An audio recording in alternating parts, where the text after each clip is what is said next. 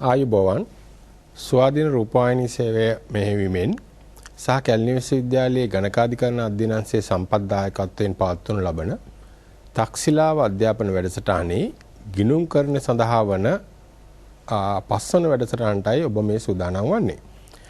අද මේ වැඩසටහන මෙහෙයවීම සඳහා සහභාගී වෙනවා අද වැඩසටහන සඳහා විශේෂයෙන්ම ගණකාධිකරණ අධ්‍යයනාංශයේ කැලණි විශ්වවිද්‍යාලයේ ජ්‍යෙෂ්ඨ කතිකාචාර්ය වරලත් ජනකාධිකාරී නන්දන පුෂ්පකුමාර මහතාත් ගණකාධිකරණ අධ්‍යයනාංශයේ කතිකාචාර්ය වරලත් ජනකාධිකාරී සම්මන් බණ්ඩාර මහත්මයාත්.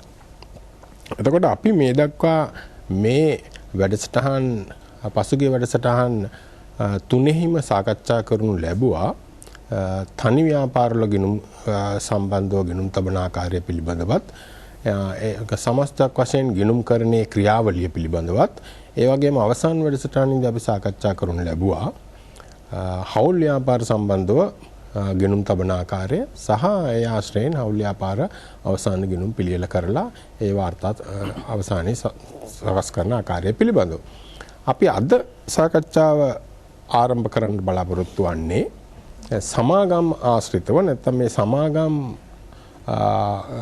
වල ගිණුම් කටයුතු කරන්නේ කොහොමද? ඒ වගේම සමාගම් අවසාන ගිණුම් පිළියෙල කරන්නේ කොහොමද? ඒ වගේම සමාගම් අවසාන ගිණුම් පිළියෙල කිරීමේදී අවශ්‍ය වන නීතිමය පසුබිම් මොනවාද යන්න පිළිබඳව තමයි මූලික වශයෙන් අපේ සාකච්ඡාව කරගෙන යන්න බලාපොරොත්තු වෙන්නේ මේ හොරාව තුළ. ඉතින් මේ සාකච්ඡාවට ප්‍රවේශයක් වශයෙන් මා මුලින්ම සමන් බණ්ඩාර මහත්මයාගෙන් විස්තරාත්මක කරුණු කීපයක් දැනගන්නට කැමතියි. මොනවද මේ සමාගම් ගිණුම් කරන්නේදී ඇයි මේ හවුල් ව්‍යාපාර වලට වඩා තනි ව්‍යාපාර වලට වඩා මේ සමාගම් ගිණුම් කරන්නේදී අපිට වැදගත් වන්නේ ඇයි? ඒ වගේම මේකට අවශ්‍ය වෙන මේ නීතිමය පසුබිම් සහ නීතිමය ක්‍රියාදාමයන් තියෙනවද මේ සමාගම් ගිණුම් සම්බන්ධව අනිත් ඒවාට වඩා වෙනස් වූ තත්ත්වයන් තියෙනවද කියන කාරණේ පිළිබඳ මේ දරුදරියන්ට පොඩි පැහැදිලි කිරීමක් කළොත්. ඔව් ඇත්තටම අපි දැනගත යුතු කාරණයක් තමයි ප්‍රථමයෙන් මේ සමාගමක් කියන්නේ කුමක්ද කියන එකත්. ඉතින් ඒත් එක්කම මේ ප්‍රශ්නය සඳහා අතරම පිළිතුරක් සපයන්නම්. ඉතින් සමාගමක් කියන්නේ ශ්‍රී ලංකාව තුළදී අපි අර්ථ නිරූපණය කරන්නේ 2007 අංක 7 දරන සමාගම් පර්තනාර්ථයේ සංස්ථාපනය කරන ලද නෛතික පුද්ගල භාවයක් ඇති ආයතනයක් තමයි අපි එහෙම නැත්නම් ඒකකයක් තමයි අපි හඳුනගන්නේ සමාගමක් විදිහට ශ්‍රී ලංකාවේ පරිචය තුළදී. ඉතින් මෙහිදී අපි මූලිකව අපි එහෙම නැත්නම් අපි මේ පැය තුළදී අපි මූලිකව අපේක්ෂා කරන්නේ සමාගම් වලට සම්බන්ධ යෙන් වන ගිණුම් කරනමය පසුබිම පිළිබඳ සාකච්ඡා කරන්න. ඉතින් මේ ගිණුම් කරනමය පසුබිම පිළිබඳ සාකච්ඡා කරද්දී අපිට මූලික වශයෙන් වැදගත් වෙනවා ගිණුම් පිළියෙල කිරීමේදී සහ ඉදිරිපත් කිරීමේදී ශ්‍රී ලංකා ගිණුම් කරන ප්‍රමිත ඒ වගේම විවිධ ප්‍රමිතයන් තියෙන්න පුළුවන් මේ සම්බන්ධයෙන් අපි පසුව සාකච්ඡා කරනු ලබනවා. ඒ වගේම තමයි ශ්‍රී ලංකාවේ ගිණුම් කරන පරිචයෙන් ලැබෙනා වූ යම් කරුණු කාරණා සහ තවත් එක් වැදගත් කාරණයක් තමයි ශ්‍රී ලංකාවේ 2007 අංක 7 දරන සමාගම් පනත. අපි දන්නවා අපි කවුරුත් දන්නවා අපේ සිසු දරුදරියන් අපි පෙර පැවතියේ 1982 අංක 17 දරන සමාගම් පනත. එය වෙනස් වුණා 2007 මැයි 2 වෙනිදා එහෙම නැත්නම් ඊට පස්සේ මැයි 3 වෙනිදා සිට ක්‍රියාත්මක වන්නේ නව සමාගම් පනත 2007 අංක 7 දරන. ඉතින් මෙන්න මේ කාරණා තුනෙන් තමයි එනම් සමාගම් පනත මගින් ගිණුම් කරන පරිචයෙන් සහ ශ්‍රී ලංකා ගිණුම් කරන ප්‍රමිත මගින් තමයි අපි මේ සම්පූර්ණයෙන්ම සමාගම් වල සම්බන්ධයෙන් වන ගිණුම් කරන පසුබිම තදාල කරුණු කාරණා සපයනු ලබන්නේ. මම හිතන්නේ ඒ පිළිබඳ යම් අවබෝධයක් ලැබෙන්නේ නැති කියලා විශ්වාස කරනවා.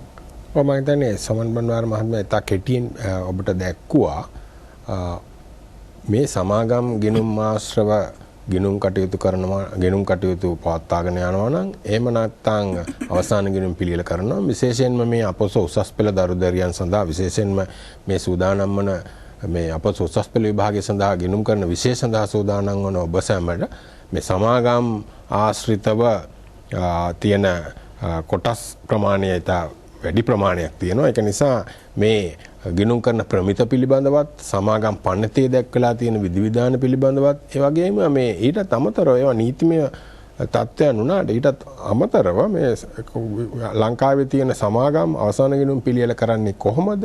ඒ අනුගමනය කරන ක්‍රියාදාමයන් මොනවාද කියන ඒවා පිළිබඳව වැඩි අවබෝධයක් නැත්නම් ඒ ප්‍රායෝගිකව ඒ පිළියෙල කරන ආකාරය පිළිබඳව අවබෝධයක් ලබා ගැනීම වඩාත් වැදගත් වන බවයි මේ සමන් බණ්ඩාර මහත්මයා සඳහන් කළේ. ඉතින් නමුත් ඊළඟට අපිට මතුවෙන ප්‍රශ්නය තමයි මේ අපි මේ විදිහට පොදුවේ සමාගම් ගැන කතා කළාට ඔබ මේ දරුදරියන් දන්නවා ඔබ ව්‍යාපාර අධ්‍යයන විෂයේදීත් ඉගෙන ගන්නවා මේ සමාගම් පිළිබඳව. එතකොට සමාගම් විවිධ වර්ග තියෙනවා. ඒ වර්ග වල එකිනෙකට වෙනස් වූ ස්වරූපයන් දක්නට ලැබෙනවා. ඉතින් මේ ස්වරූපයන් කොහොමද මේ සමාගම් වල මේ ස්වරූපයන් දක්නට ලැබෙන්නේ?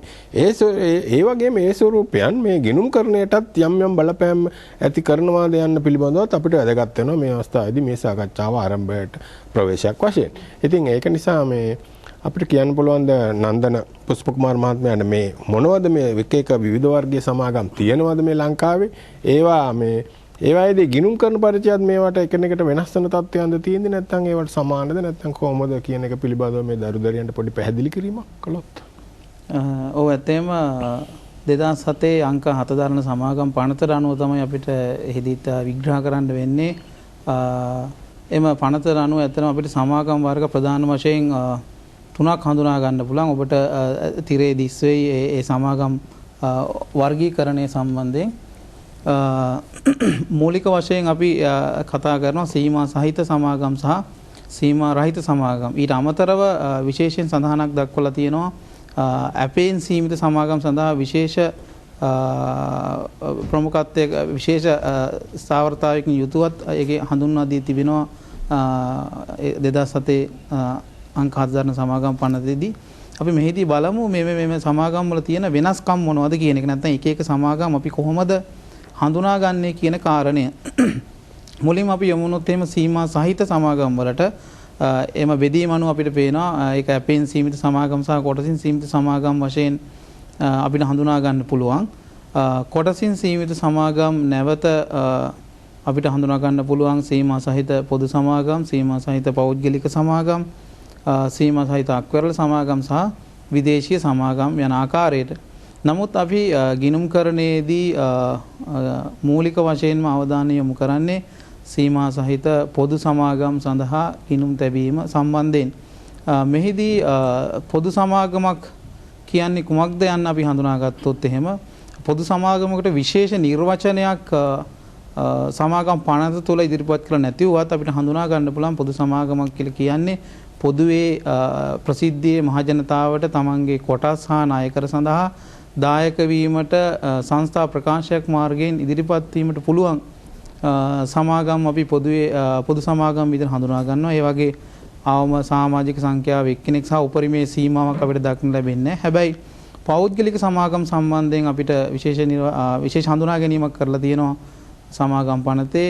පෞද්ගලික සමාගමක් කියලා කියන්නේ එසේ ප්‍රසිද්ධියේ මහජනතාවට කොටස් සහ නායකර සඳහා දායක වීමට නැත්නම් මිලදී ගැනීමට ආරාධනා කරන්න බැරි සමාගම් තමයි අපි පෞද්ගලික සමාගම් විදිහට හඳුනාගන්නේ. ඒ වගේ උපරිම සමාජික සංඛ්‍යාව 50කට සීමා කරලා තියෙනවා. ඊළඟට අපි බලමු අක්වෙරළ සමාගමක් කියලා කියන්නේ මොකක්ද කියලා. ඒකේ නමීම පැහැදිලි. අක්වෙරළ කියන එකේ තේරුම තමයි මෙරට වෙරළෙන් පිටත ව්‍යාපාර කටයුතු කරන මෙම ශ්‍රී ලංකාවේ සමාගම් පනත යටතේ සංස්ථාපනය කරන ලද සමාගම් තමයි අපි අක්වෙරළ සමාගම් විදිහට හඳුනාගන්නේ. ඊළඟට අපි විදේශ සමාගම් කියන එක මෙතන යම් මට්ටමකින් වෙනස් වෙනවා. මොකද විදේශ සමාගම් කියලා කියන්නේ වෙනත් රටක ඔවුන්ගේ සමාගම් පනත යටතේ සංස්ථාපනය කරලා මෙරට අපේ සමාගම් පනත යටතේ ලියාපදිංචි කරනවා. ඉතින් මෙතන පොඩි වෙනසක් තියෙනවා සංස්ථාපනය සහ ලියාපදිංචි කියන කාරණේ සම්බන්ධයෙන්. ඒතර ඒ විදේශ සමාගමක් අපි ලියාපදිංචි කරන්නේ. එය විදේශ රටක සංස්ථාපනය කරලා මෙරට ලියාපදිංචි කරලා ව්‍යාපාර කටයුතු කරගෙන යන ඔබට මේ පිළිබඳ පුළුල් අවබෝධයක් ඇති ව්‍යාපාර අධ්‍යයන විෂය තුළ මේ ඉතා දීර්ඝ වශයෙන් සාකච්ඡා කරනවා. අපෙන් සීමිත සමාගමක් කියලා කියන්නේ සමාගමක් ගිණුම් පියවා විසිරුවා හරින අවස්ථාවකදී හෝ සමාගම ඉල්ලා සිටින ඕනෑම අවස්ථාවකදී කිසියම් අප වූ ප්‍රමාණයක් ඉදිරිපත් ගෙවීමට කැමැත්ත ප්‍රකාශ කරලා තියෙන සමාජිකයන් සිටින සමාගමකට තමයි අපි කියන්නේ අපේන් සීමිත සමාගමක් කියලා. ඉතින් මම හිතනවා සමාගම් වර්ග සම්බන්ධයෙන් මේ දරුදරියන්ට පැහැදිලි කිරීමක් සිද්ධ වෙන්නේ නැති කියලා. ඔව් මම හිතන්නේ ඔබට පැහැදිලි වුණා දැන්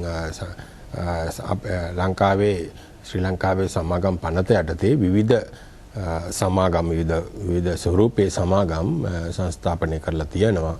එතකොට නමුත් නන්දන මහත්මයා මේවා අපි මේ අපසෝ උසස් පෙළ මට්ටමේදී අර ඔබතුමා සඳහන් කළා වගේ මෙහිදී සඳහන් කළේ සීමිත පොදු සමාගම් වලට අදාළ ගිණුම් කරන පරිචය තමයි අපි සාකච්ඡා කරනු ලබන්නේ.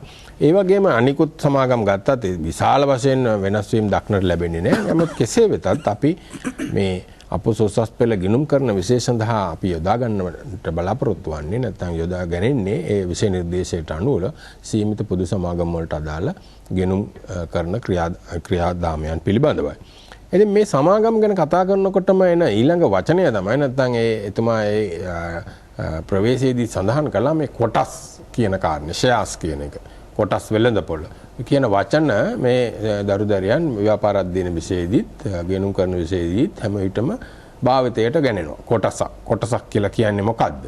එතකොට කොටස් ප්‍රාග්ධනය කියලා කියන්නේ මොකද්ද කියලා. ඔබට මම ඒ නිර්වචනය සඳහන් කිරීමට කලින් මේ තිරයේ දැක්වේ ඔබට ඒ පිළිබඳව යම් අදහසක් ලබා ගන්න පුළුවන්. කොටසක් සමාගමක් සතුචාන්චල දීපලක් නැත්නම් ප්‍රාග්ධනය සපයා ගැනීමේ ප්‍රාග්ධනය සපයා ගන්නේ මේ කොටස් නිකුත් කිරීමෙන් තමයි. එතකොට ඒ සඳහා කොටස් වෙළඳපොළ තියෙනවා. ඒ කොටස් සූමාරු කරගන්නට. ඉතින් ඒ ප්‍රාග්ධනය සපයා ගන්නේ මේ කොටස් නිකුත් කිරීමකින් තමයි සමාගමක් වෙසි. ඉතින් නමුත් ඔබට වැදගත්ම කාරණා දෙකක් තමයි ඊළඟට සඳහන් වන්නේ. මොකද්ද? කොටස් සඳහා නාමික අගයක් හෝ සම මිලක් නැත. සහ සමාගමක අනුදත් ප්‍රාග්ධනයක් නැත කියන දේවල්. මොකද මෙය පැරණි සමාගම් පනතට වඩා වෙනස් වූ තත්ත්වයක්. මා නැවතත් මේ පැරණි සමාගම් පනතේ තිබුණ කාරණා පිළිබඳව සඳහන් කරන්නට යන්නේ නැහැ. ඔබ අලුතින් ඉගෙන ගන්න දරුදරියන් වශයෙන් ඔබ දැනගත යුතු කාරණේ තමයි මෙම කොටස් සඳහා නාමික අගයක් හෝ සම මිලක් දක්නට ලැබෙන්නේ නැහැ. කොටස් නිකුත් කිරීමේ මිල තමයි අද දක්නට ලැබෙන්නේ. ඒ වගේම අනුදත් ප්‍රාග්ධනයක් නැහැ. ඒ අනුදත් ප්‍රාග්ධනය වෙනුවට අපි හඳුන්වන්නේ එය ප්‍රකාශිත ප්‍රාග්ධනයක් වශයෙන්. නැත්නම් ස්ටේටඩ් කැපිටල් වශයෙන් අපි ඉංග්‍රීසියෙන් යොදනවා. ප්‍රකාශිත ප්‍රාග්ධනයක් වශයෙන් තමයි යොදාගන්නේ. මේ සියලුම දේවල් සහ මේ වචන ඔබ අලුතෙන්ම ඉගෙන ගන්නා දරුදරියන් වශයෙන් මේ දැනගත යුතු වෙනවා. කොටස් වල අගය කියන්නේ මොකද්ද? අනුදත් ප්‍රාග්ධනය කියලා කියන්නේ අනුදත් ප්‍රාග්ධනයක් අද දක්නට ලැබෙන්නේ නැහැ. කෙසේ වෙතත් මේ ප්‍රකාශිත ප්‍රාග්ධනය කියලා කියන්නේ මොකද්ද කියන දේවල් පිළිබඳව. ඉතින් ඒනුත් තවත් අපි ඉදිරියට ගියොත් එහෙම මේවායේ තියෙන මේ කොටස් වල වර්ග විවිධ වර්ගයේ කොටස් නිකුත් කරලා තමයි මේ ප්‍රාග්ධනය රැස් කරගන්නේ සමාගම් විසින්. ඉතින් මේ ගිණුම් කරණයට යෑමට කලින් නැත්නම් ගිණුම් තියන්නේ කොහොමද කොටස් නිකුත් කිරීමකින් කියන එක අවබෝධ කරගන්නට කලින් අපිට සමන් බණ්ඩාර මහත්මයාට පැහැදිලි කරලා දෙන්න පුළුවන්ද මේ මොනවද මේ වර්ගවල කොටස් විවිධ වර්ගයේ කොටස් තියෙනවද? ඇයි ඒ විවිධ වර්ගයේ තියෙන්නේ? ඒවා එකිනෙකට වෙනස් වූ තත්ත්වයන්ද තියෙන්නේ කියන එක පොඩි පැහැදිලි කිරීමක් කරගත්තොත් අපි. ඔව් ඇත්තටම අපි මේ කොටස් වර්ග ඊටාම ගැඹුරින් සාකච්ඡා කරන ලබනවා ව්‍යාපාර අධ්‍යයන විෂයේදී. නමුත් ගිණුම් කරන විෂයේදී අපිට ඊටාමත්ම ගැඹුරින් මේ කොටස් වර්ග හඳුනා ගැනීමේ දැඩි අවශ්‍යතාවයක් මතුවෙන්නේ නැහැ. නමුත් මෙහිට පොඩි හැඳින්වීමක් වශයෙන් කරොත් විවිධ පදනම් මත කොටස් වර්ගීකරණය කරන්න පුළුවන්. උදාහරණයක් ලෙස සමාගමක් ගණන් බේරා වසා දමන අවස්ථාවකදී නිදහස් කිරීමට හැකිද? ඒ දක්වා ඉන්න ඕනද? එහෙම නැත්නම් නිදහස් කළ හැකි, නිදහස් කළ නොහැකි කොටස් ආදී වශයෙන්. මෙයත් තව විවිධ වශයෙන් ප්‍රභේද වලට ලක් කරන්න පුළුවන්. නැවත තව ප්‍රභේදයක් කිව්වොත් එimhe ඡන්ද බලයේ හිමි කොටස්, ඡන්ද බලයේ හිමි නොවන කොටස් ආදී වශයෙන්. නමුත් මේ යම් ආකාරයන් පදනම් තිබුණත් අපි දැනගත යුතු කාරණේ තමයි මූලිකව උසස් පෙළ විෂය නිර්දේශය තුළදී අපි අවධානය ලක් කරනු ලබන්නේ මෙන්න මේ සාමාන්‍ය කොටස් සහ වර්ණීය කොටස් කියන ප්‍රභේදයන් දෙක පිළිබඳව. ඉතින් අපේ සිසුන් දැනගත යුතුයි මේ කොටස් වල මූලික ප්‍රභේදයක් වන මේ සාමාන්‍ය කොටස් සහ වර්ණීය කොටස් කියන්නේ කුමක්ද යන්න පිළිබඳව. ඉතින් අපි ඔය සාමාන්‍ය කොටස් කියන ගණය තමයි සැලකෙන්නේ සාමාන්‍යයෙන් එහෙම නැත්නම් පොදුවේ සමාගමක අයිතිකරුවන් සතු කොටස් විදියට. ඉතින් සමාගමක සාමාන්‍ය කොටස් වල විශේෂ ලක්ෂණයක් වන්නේ ඔවුන්ට ඡන්ද බලයේ සෑම විටම හිමි සහ ගණන් බේරා වසා දමන අවස්ථාවකදී එම ආපසු ගෙවීමේදී ප්‍රමුඛතාවයක් ලැබෙන්නේ නැහැ ඔවුන්ට. ඒ වගේම ඔවුන්ට නිශ්චිත ලාභාංශ ප්‍රතිශතයක් හිමිවන්නේත් නැහැ.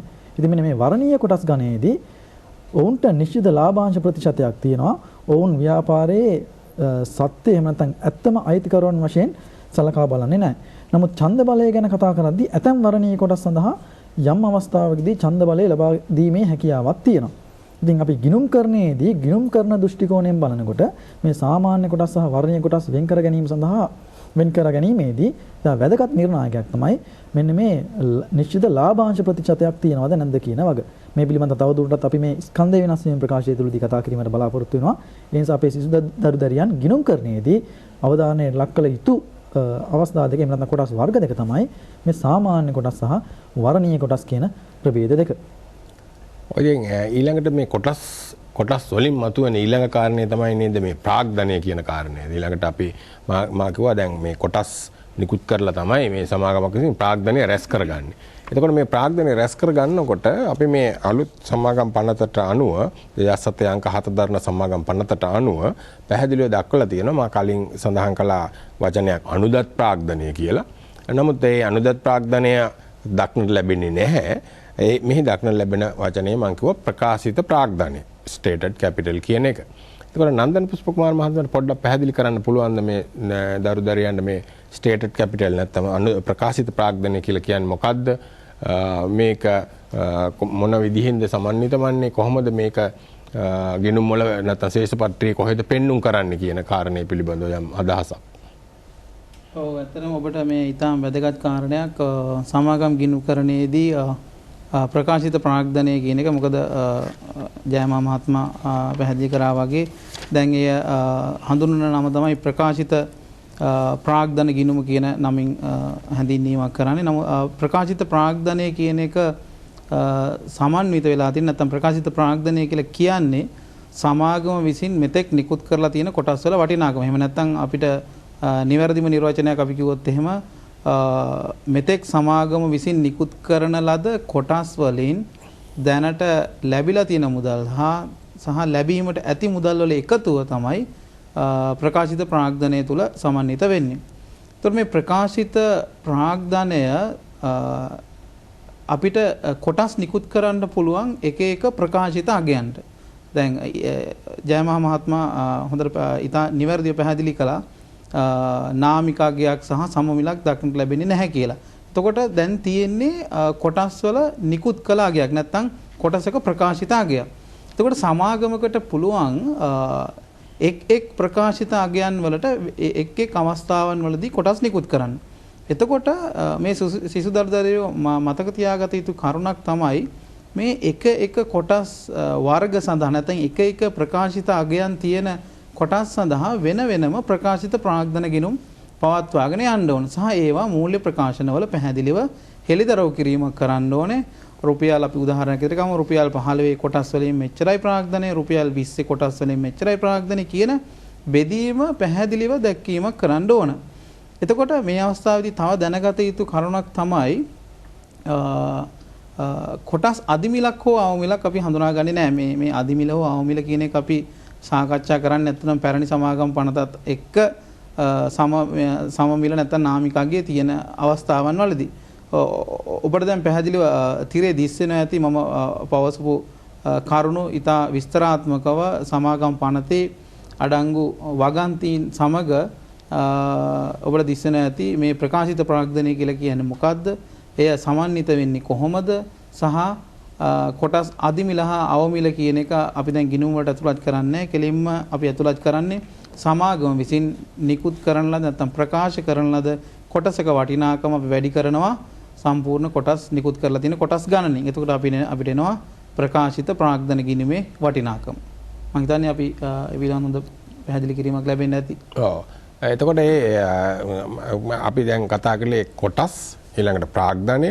එතකොට මේ කොටස් නිකුත් කිරීමකින් තමයි මේ ප්‍රාග්ධනය ලබා ගන්න කියන කාරණේ තමයි මම පැහැදිලිව දැක්ුවේ. එතකොට දැන් ඔබ දන්නවා හවුල් ව්‍යාපාරයක නම් ප්‍රාග්ධනය රැස් කරගන්නකොට හවුල්කරුවන්ට කිව්වහම ප්‍රාග්ධනය ලබා දෙන්නට කියලා ඔවුන් එකවරම ඒ ප්‍රාග්ධනය හවුල් ව්‍යාපාරයට යොදවන්නට පුළුවන්. නමුත් සමාගමක් ගත්තහම මේ සමාගම කොටස් නිකුත් කරනවා. කාටද නිකුත් කරන්නේ? පොදුවේ මහජනතාවට. අපි කතා කළොත් පොදු සමාගම් සම්බන්ධව මේ කොටස් නිකුත් කරන්නේ පොදු මහජනතාවට. එතකොට පොදු මහජනතාවට කොටස් නිකුත් කරලා මුදල් ලබා ගන්නවා. එතකොට මේ මුදල් ලබා ගන්නේ කොහොමද? කොටස් නිකුත් කරන්නේ කොහොමද? කොටස් ටික නිකුත් කරලා ඉවරලා එක සැරේම මේ මහජනතාවට කොටස් වලට අදාළ මුදල් ලබා දෙන්න කියලා ඉල්ලීමක් කරනවද? එහෙම නැත්නම් සැරින් සැරේ කොටස් වලට සඳහා මුදල් ලබා දෙන්න කියලා ඉල්ලීමක් කරනවද?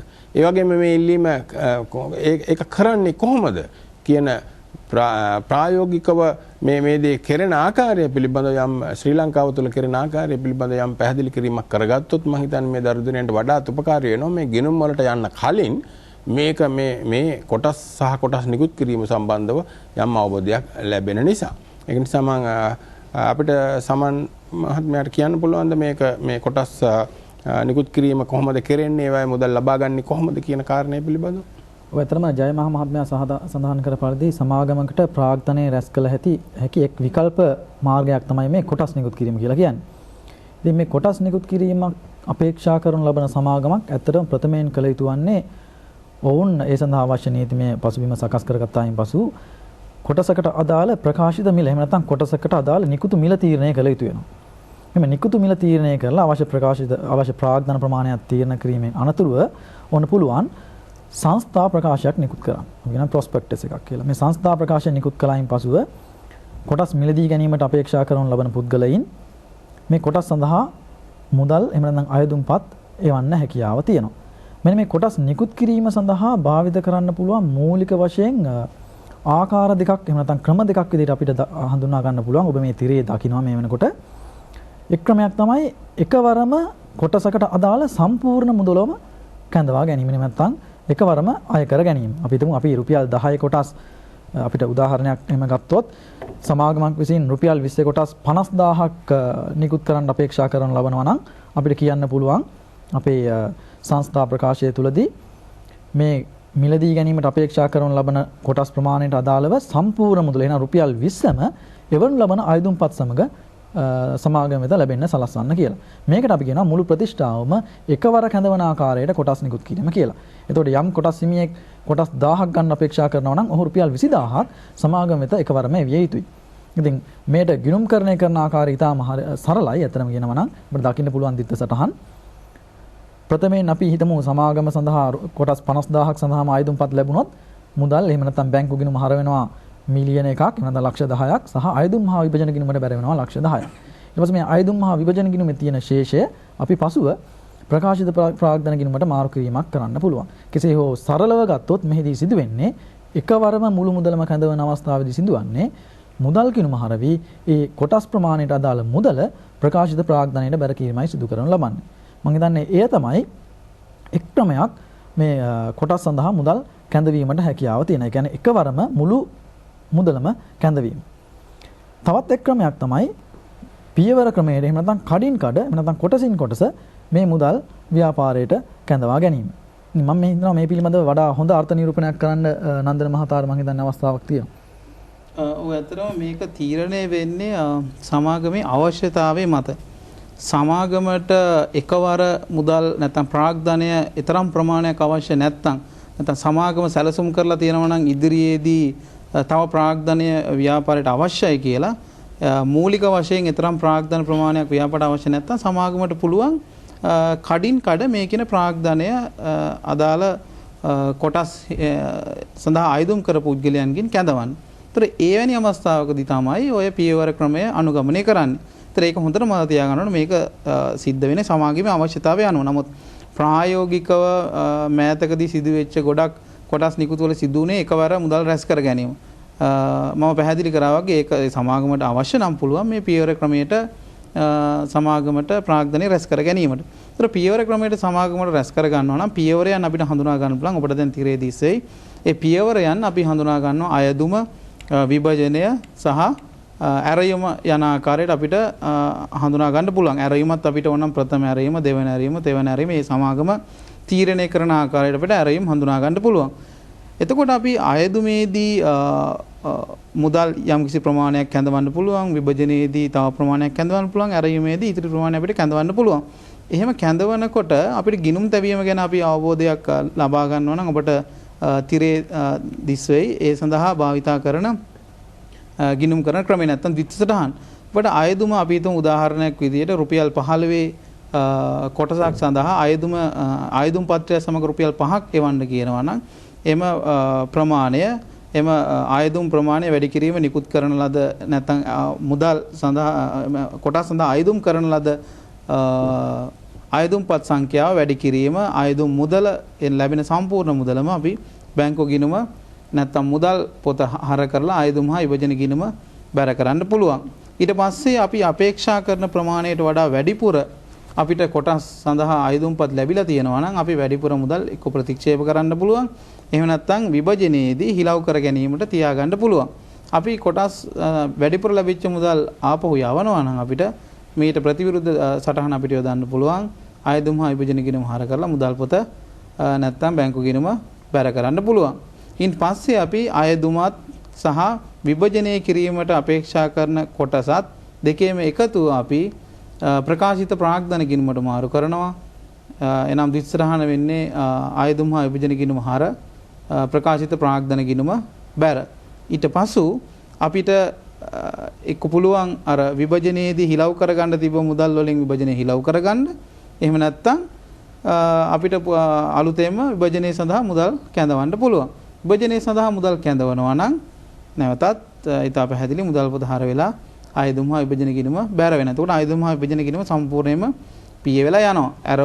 ඇරයුම් සිදු කරන්න කොටත් මේ ආකාරයෙන්ම ඇරයුම සිදු කරපන් ඇරයුම් වටිනාකමින් ඇරයුම් වටිනාකම කොටසක ඇරයුම් වටිනාකම වැඩි කිරීම නිකුත් කරන ලද කොටස් ගණන ඇරයුම් ගිණුම හර වෙලා ප්‍රකාශිත ප්‍රාග්ධන ගිණුම බැර වෙනවා.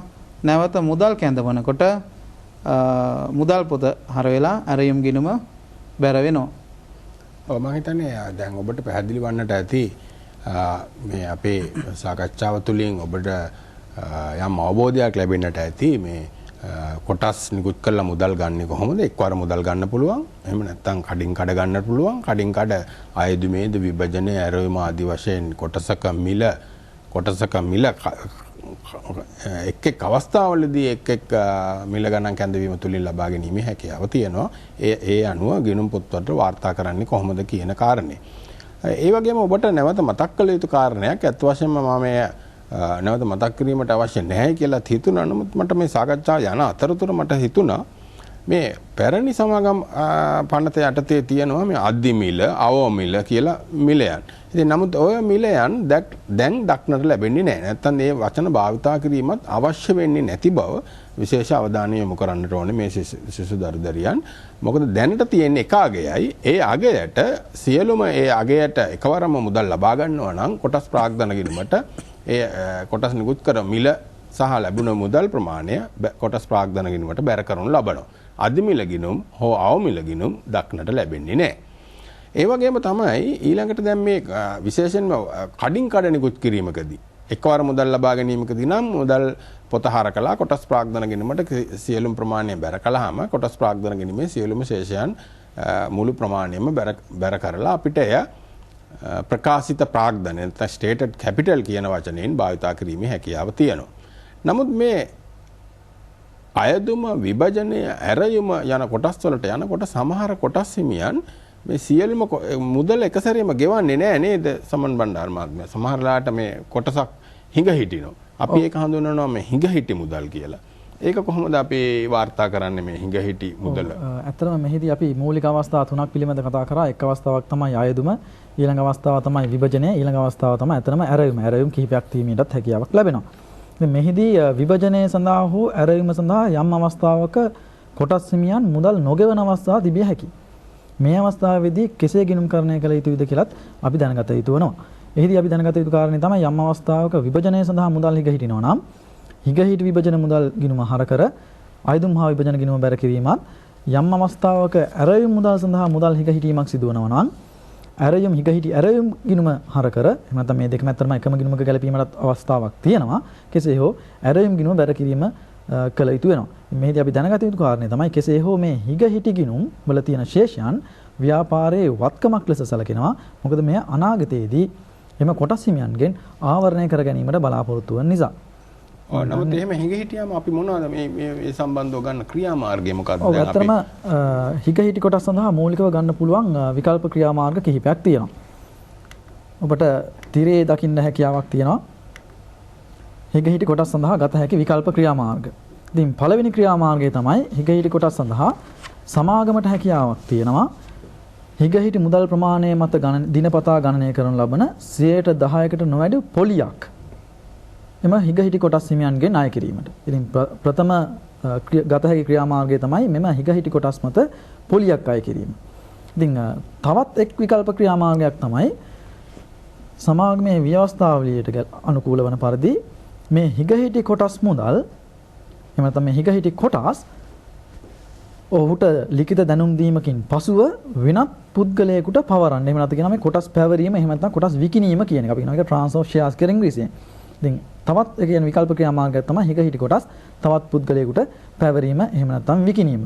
ඉතින් ගිණුම් පරිච්ඡේද තුලදී අපිට තවත් හමු වන තවත් විකල්ප ක්‍රමයක් තමයි සමාගම් ව්‍යවස්ථාවලියෙන් අවසරයක් දීලා තියෙනවා නම් එම කොටස් අහිමි කරලා නැවත නිකුත් කිරීමේ හැකියාවකුත් ලැබෙනවා. ඉතින් අපි මේ සම්බන්ධයෙන් ගිණුම්කරණය කිරීම පිළිබඳ අපි වෙනම කතා කිරීමට අපේක්ෂා කරනවා.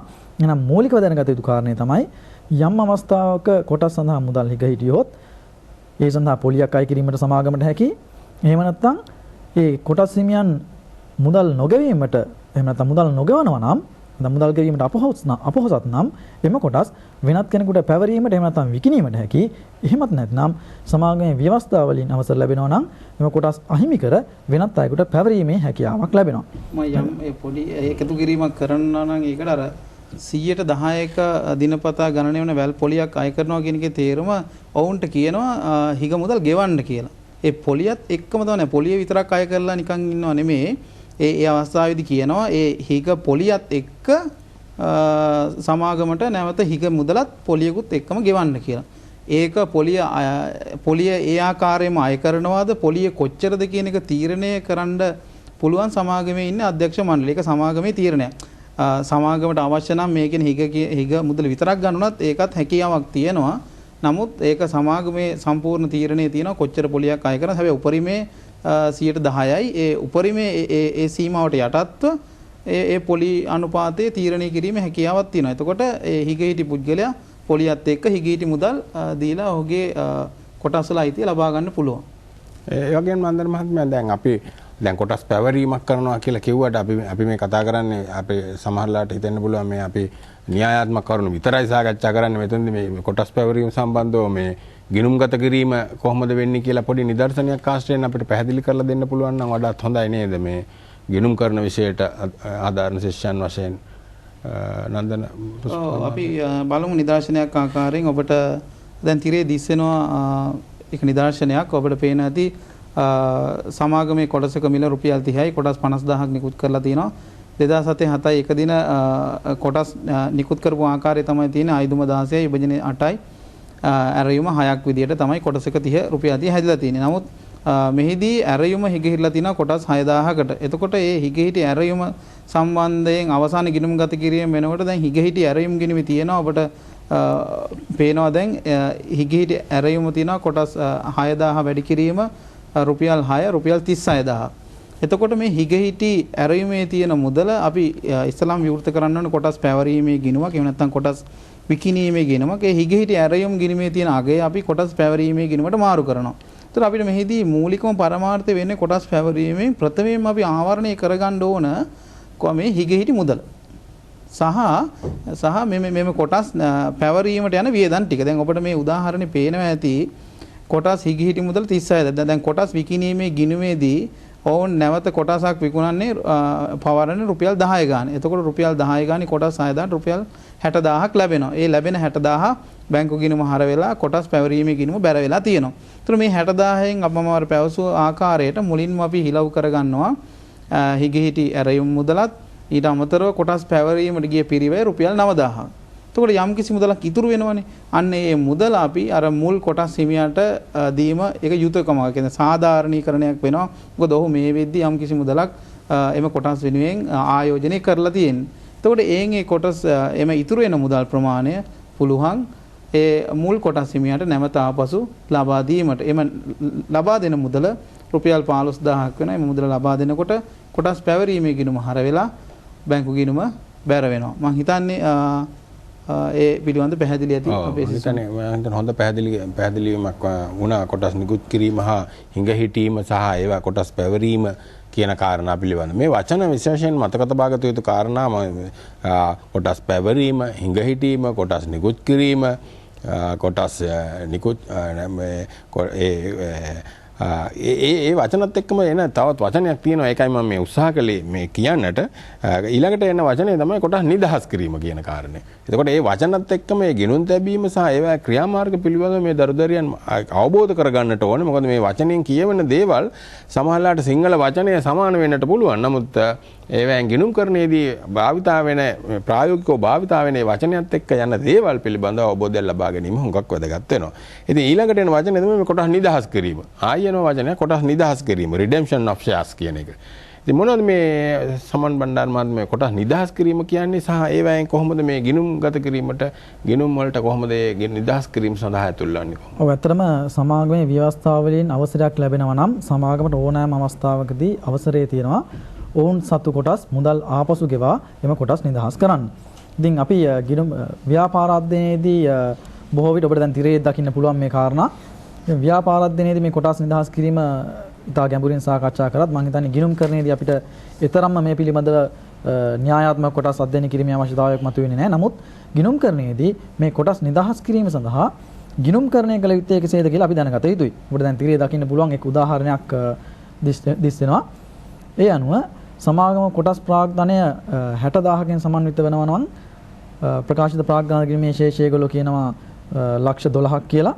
ඒ අනුව සමාගම තීරණය කරනවා කොටස් 15000ක් එකක් රුපියල් 30 බැගින් ගෙවා නිදහස් කරන්න. ඉතින් අපිට දකින්න පුළුවන් ඇත්තටම කොටස් 60000ක් තියෙනවා ලක්ෂ 12කට. ඒ අවස්ථාවේදී කොටසක මිල වෙන්නේ රුපියල් 20යි. නමුත් මේ රුපියල් 20 කොටස් රුපියල් 30 බැගින් ගෙවලා නිදහස් කරන්න සමාගම තීරණය කරනවා.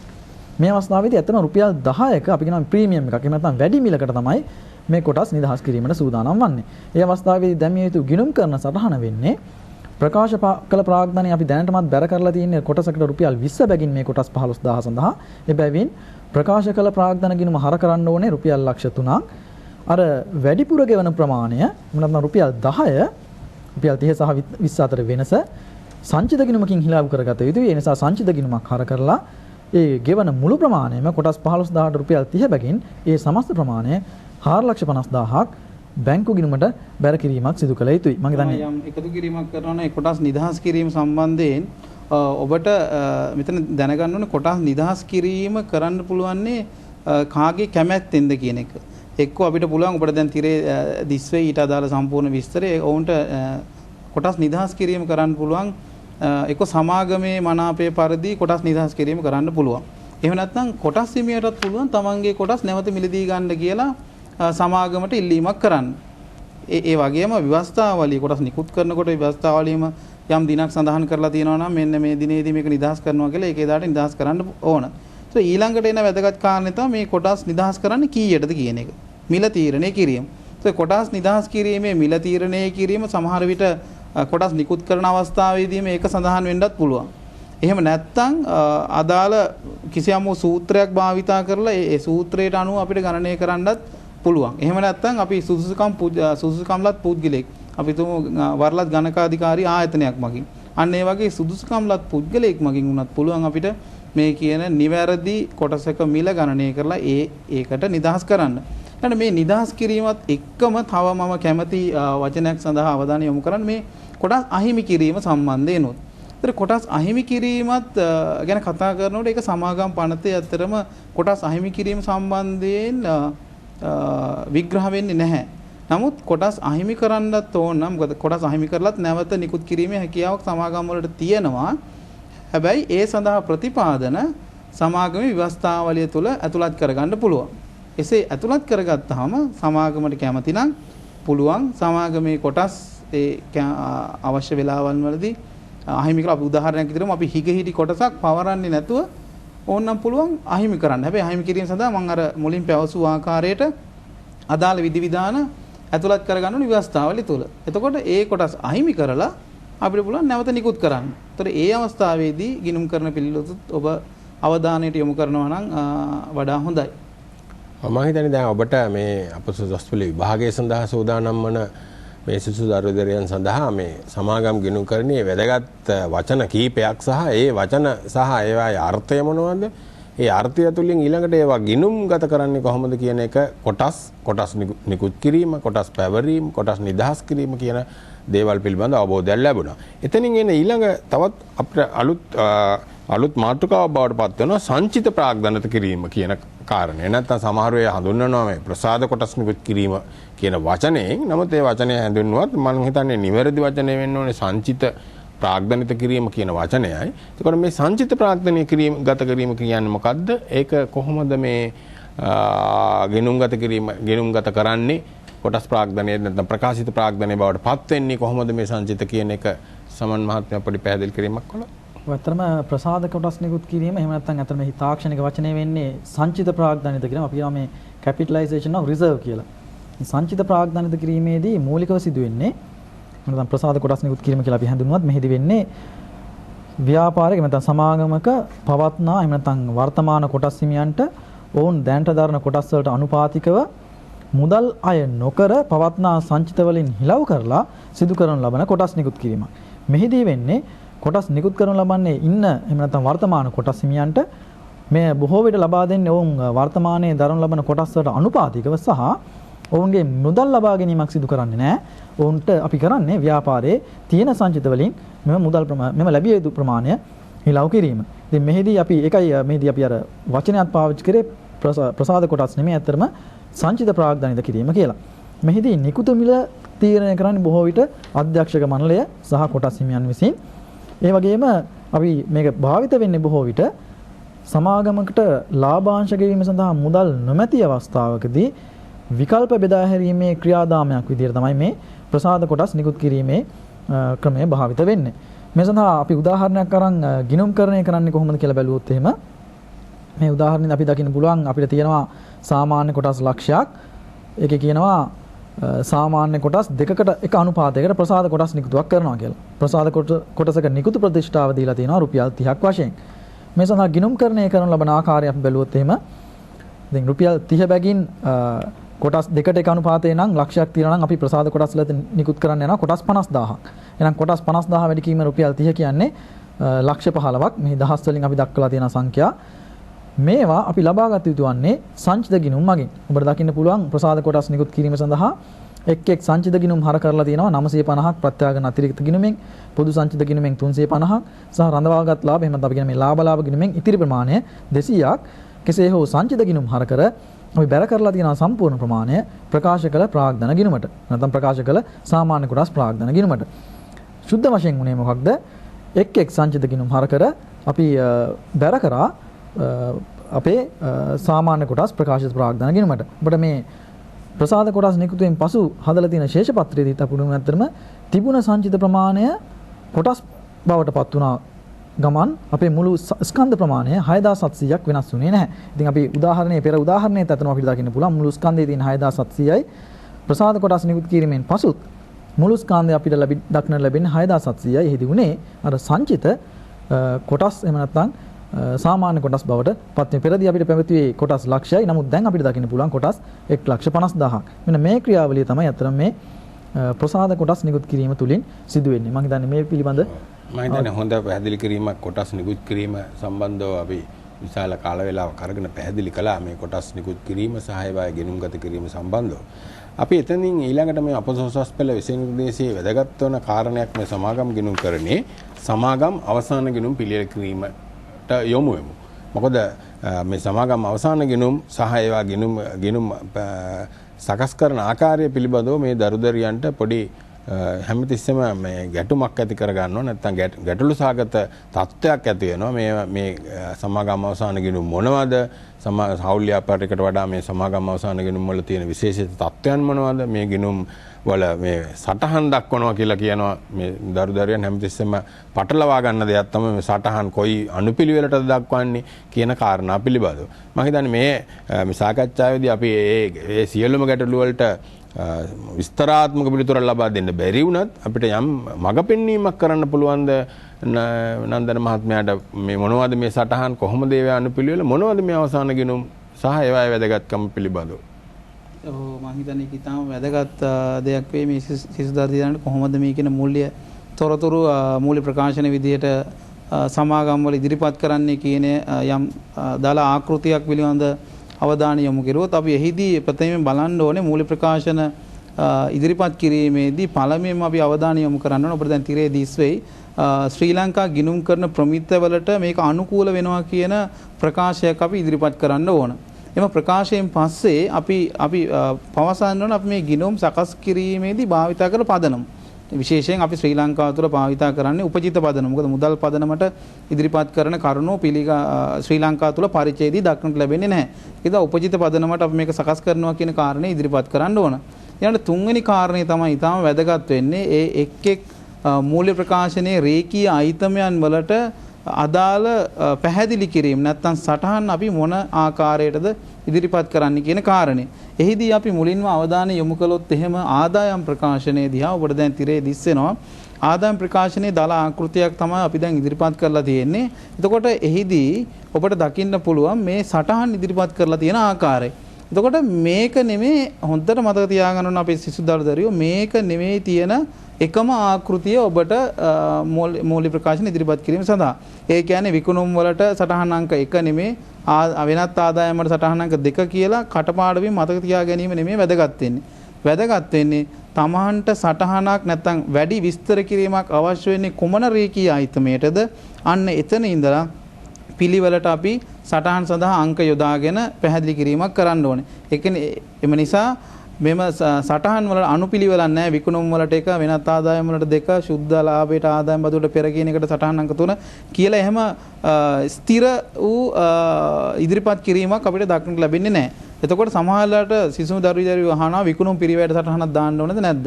ඒක විකුණුම් පිරිවැය පෙර වැඩවලට ඉදිරිපත් කරන්නත් පුළුවන් නැත්නම් සටහනක් ආකාරයට ඉදිරිපත් කරුවා කියලා ඒකේ වැරද්දක් දක්ින විදිහට අපිට වැදගත් වෙන්නේ මේක ඉදිරිපත් කරන්න කියලා. මේකෙදී ශ්‍රී ලංකා ගිණුම් කරන ප්‍රමිතවල මේ සඳහා ආකෘති ඉදිරිපත් කරද්දී කියලා තියෙන අවම හෙළිදරව් කිරීම. ඒ අවම හෙළිදරව් කිරීමවත් ආවරණය වන විදිහට සටහන් යොදන්න එක තමයි වැදගත් වෙන්නේ. ඒතර අවම හෙළිදරව් කිරීම වල විකුණුම් පිරිවැය කියන එක නැති නිසා තමයි සමහර අවස්ථාවන් වලදී විකුණුම් පිරිවැයට සටහනක් දාලා නැත්තේ. ඒ නිසා ඒ විකුණුම් පිරිවැයට සටහනක් දැම්මා සහ මේ සියලුම ඒවාට සටහනක් දැම්මා කියන එකේ වැරද්දක් නැහැ. එතකොට සියලුම දේවල් නියමාකාරයෙන් හෙළිදරව් වෙලා තියෙන්නේ. ඒක නිසා සටහන් දැමීම පිළිබඳ හොඳ අවබෝධයක් ලබා ගන්න ඕන. එතකොට විශේෂයෙන් අපි සටහන් ඔය දාලා තියෙන්නේ මෙතනදී අවම හෙළිදරව් කිරීම විදිහට ඉදිරිපත් වෙලා තියෙන අයිතම සඳහා. එතකොට මේ අවස්ථාවේදී ශ්‍රී ලංකා ගිණුම් කරන ප්‍රමිතිය කියන ශුද්ධ ලාභයට ආදායම් බදුවට පෙර අපි සටහනක් යොදලා තියෙන. එතනදී එම සටහනේ අපි ඉදිරිපත් කරනවා අවම වශයෙන් හෙළිදරව් කරන්න ඕන වියදම් ටික මොනවද? උදාහරණයක් විදිහට අපි ගමු විගණන ගාස්තු, අධ්‍යක්ෂක ගාස්තු සහ අසාමාන්‍ය වේදන් තියෙනවා නම් ඒවා විශේෂයෙන් වියතිරේකී අයිතමයන් වුණත් අපි එතන ඉදිරිපත් කිරීම වඩා යෝග්‍යයි. එතකොට ආදායම් බදුවට අපිට සටහනක් ඕන. මොකද ආදායම් බදු ගැලවීමේදී වර්ෂයේ ආදායම් බදු වෙන් කිරීම කීයද? ගිය අවුරුද්දෙන් ආදායම් බදු ඌන වෙන් කිරීම හෝ අධි වෙන් කිරීම තියෙනවා නම් ඒ සඳහා ගැලපුම් කීයද කියන කාරණේ. ඊළඟට අපි ශේෂපත්‍රයේ සඳහා යමුනොත් එහෙම ශේෂපත්‍රයේ වත්කම් ඉදිරිපත් කිරීමේ ආකෘතිය තමයි මේ තියෙන්නේ. අපි හැම වෙලාවෙම හොඳට මතක තියාගන්න ඕන අපි දැන් තීරු ක්‍රමයට තමයි ගිණුම් ප්‍රකාශ ඉදිරිපත් කිරීමට යොමු වෙලා තියෙන්නේ ටී සටහන් ක්‍රමයට නෙමෙයි. ඒක නිසා තීරු ක්‍රමය අනුගමනය කිරීමට සිසුන් නිතරම වග බලා ගන්න ඕනේ. ඒ අවස්ථාවේදී නිවැරදි වර්ග කිරීමුත් වැදගත්. ජංගම නොවන වත්කම් යටතේ මොනවද දාන්න ඕනේ? ජංගම වත්කම් වල යටතේ මොනවද දාන්න ඕනේ? සහ ඒ රේඛීය අයිතමයන් වලට ඉදිරිපත් කරන්න ඕන සටහන් මොනවද කියන එක. මොකද හැම එකටම සටහන් අවශ්‍ය නොවෙන්න පුළුවන්. විශේෂයෙන් දේපල පිරියත හා උපකරණ වගේ එකට සටහනක් අනිවාර්යෙන් අපිට අවශ්‍ය වෙන අවස්ථා බොහෝමයක් වැඩි. මොකද ඒක ඉදිරිපත් කරන්න ඕන කරුණු ගොඩයි. ඒකේ පිරිවැය ඉදිරිපත් කරන්න ඕනේ, ෂෙවෙන් කිරීම කොච්චරද කියලා ඉදිරිපත් කරන්න ඕනේ. වාර්ෂයේ ඉවත් කරපු වත්කම් තියෙනවා නම්, වාර්ෂයේ මිලදී ගත්ත වත්කම් වල වටිනාකම් තියෙනවා නම්, ඒ වගේ හොඳ පැහැදිලි කිරීමකින් යුතුව අපිට ඉදිරිපත් කිරීම වැදගත් වෙනවා. ඊළඟට ජංගම වත්කම් දිහා බැලුවම පස්සේ එතනදී Taman තීරණය කරන්න ඕන මොන අයිතම සඳහාද අපි සටහන් ඉදිරිපත් කරන්න කියලා. මොකද තොගයන් ගොඩක් නැත්තම් තොගේ සඳහා සටහනක් දාන්න ඕනේ. එක තොගයක් තියෙනවා නම් තොගේ ඉදිරිපත් කරන්න පුළුවන්. ඒ වගේ හැම එකකටම සටහන් දාද්දී වැඩි විස්තර සපීමට යුතු ආයතනයන් සඳහා විතරක් සටහන් දැමීමට වග බලා ගන්න ඕන. ඊළඟට අපි ඉක්මනින් යමු වුණොත් එහෙම වගකීම් පැත්තේ ප්‍රකාශිත ප්‍රාග්ධනය අපිට සටහනක් විදිහට ඕනනම් ඉදිරිපත් කරන්නත් පුළුවන්. නැත්නම් මුහුණත ඉදිරිපත් කරන්නත් පුළුවන්. සංචිතත් සටහනක් ආකාරයෙන් හෝ මුහුණත අපිට ඉදිරිපත් කරන්න පුළුවන්. ඊළඟට වැදගත්ම දේ වෙන්නේ ජංගම නොවන වගකීම් සහ ජංගම වගකීම් පැහැදිලිව වෙන් කරලා දාන්න ඕනේ. මොකද සමහර අවස්ථාවන් වලදී ජංගම වගකීමුත් ජංගම නොවන වගකීම් වල කොටසක් සමහර අවස්ථාවන් වලදී ජංගම වගකීම් වෙන්න පුළුවන්. උදාහරණයක් විදිහට ණයක් ගත්තාම පස්සේ ණයක ඊළඟ වර්ෂයේ ගෙවිය යුතු කොටස ජංගම නොවන වගකීමුත් ණයේ ඊට පසු වර්ෂයට පසු එළඹෙන සියලුම වර්ෂවල ගෙවිය යුතු ණයවල එකතුව අපි ජංගම නොවන වගකීම් යටතේ ඉදිරිපත් කිරීමට අන්න ඒ ආකාරයෙන් නිවැරදිව බෙදලා නිවැරදි වර්ග කිරීම යටතේ තොරතුරු ඉදිරිපත් කරනවා නම් වඩා යෝග්‍යයි. ඔව් මම හිතන්නේ අපිට දැන් කාල වේලාවත් ඉක්මවා යනවා. නමුත් තව ආදායම් මේ මූල්‍ය ප්‍රකාශවල තව එක ප්‍රකාශයක් පිළිබඳව යම් කෙටි පැහැදිලි කිරීමක් අපිට කරගන්නට පුළුවන්ද සමන් බණ්ඩාර මහත්මයා ස්කන්ධය වෙනස් වීම ප්‍රකාශය පිළිබඳව? ඔව් අතර මූල්‍ය ප්‍රකාශ කටලයක් තුල තියෙන තවත් එක් වැදගත් කොටසක් තමයි අපි මේ හඳුනගන්නේ ස්කන්ධ වෙනස් වීම ප්‍රකාශය කියලා. එහි ආකෘතියක් ඔබට මේ වෙනකොටත් තිරයේ දකින්න හැකියාවක් තියෙනවා. මූලික වශයෙන් අපි ව්‍යාපාරික ස්කන්ධය කියන දේ සමාන්විත වෙනවා කාරණා දෙකකින්. එකක් තමයි කොටස් ප්‍රාග්ධනය සහ සංචිත කියන දේ.